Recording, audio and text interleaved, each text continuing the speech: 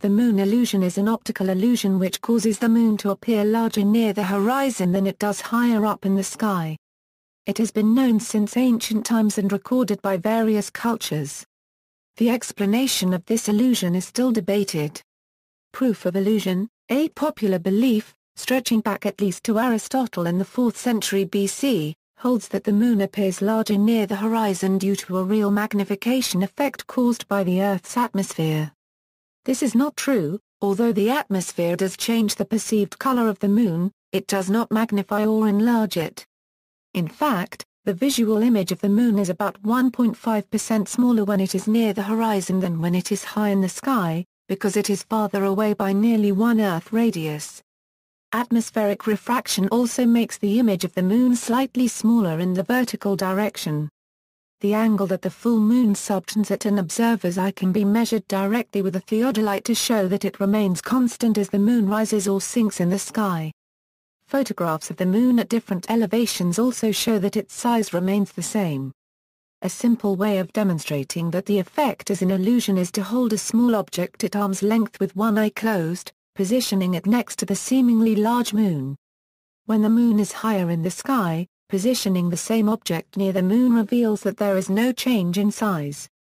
Note that between different full moons, the moon's angular diameter can vary from 29.43 arc-minutes at apogee to 33.5 arc-minutes at perigee, an increase of around 14% in apparent diameter or 30% in apparent area.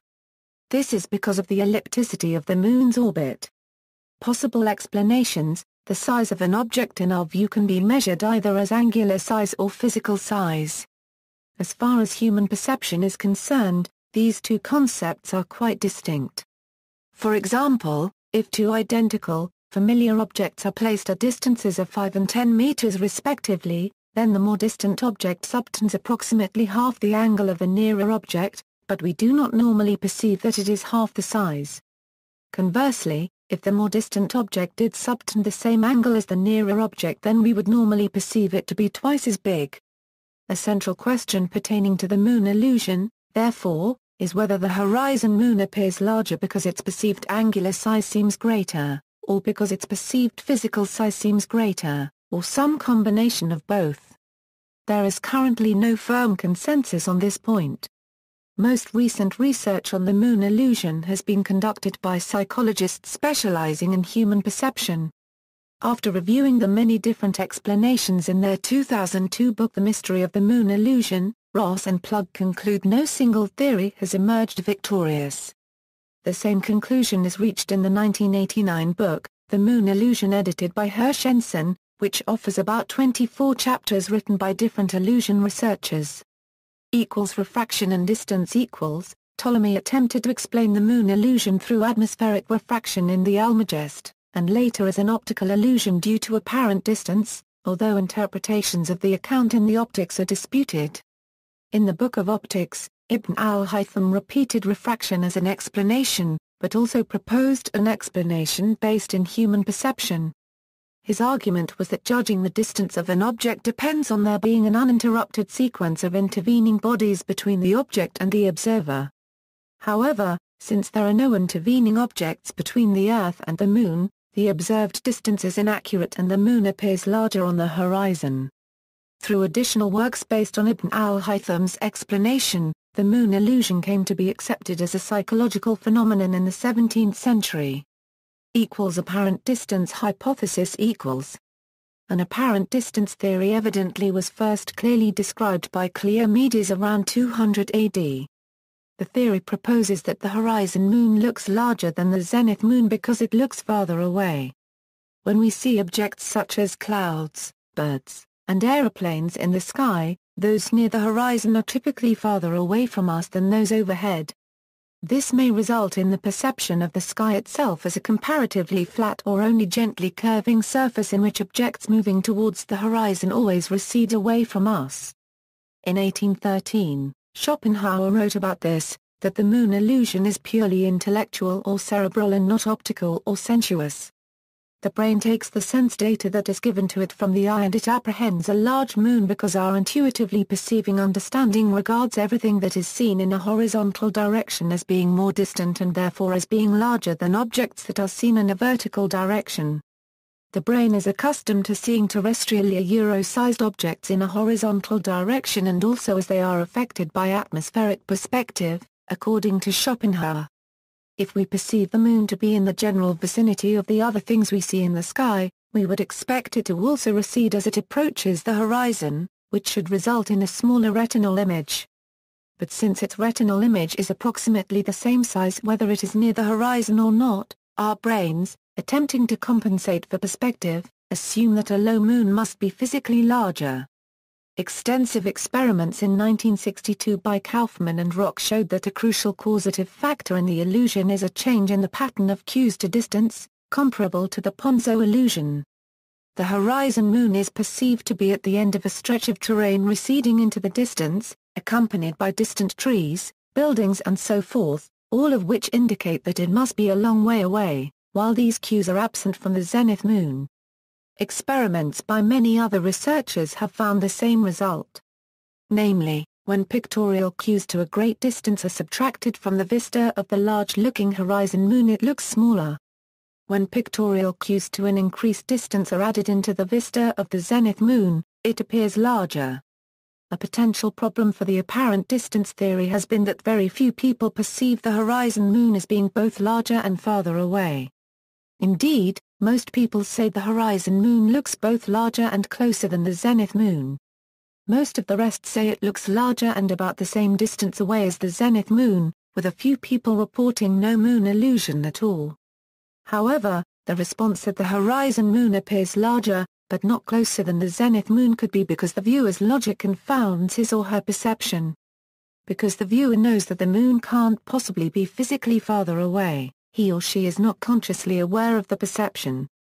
This is reinforced by the idea that we do not consciously perceive distance and size, as spatial awareness is a subconscious, retinocortical cognition.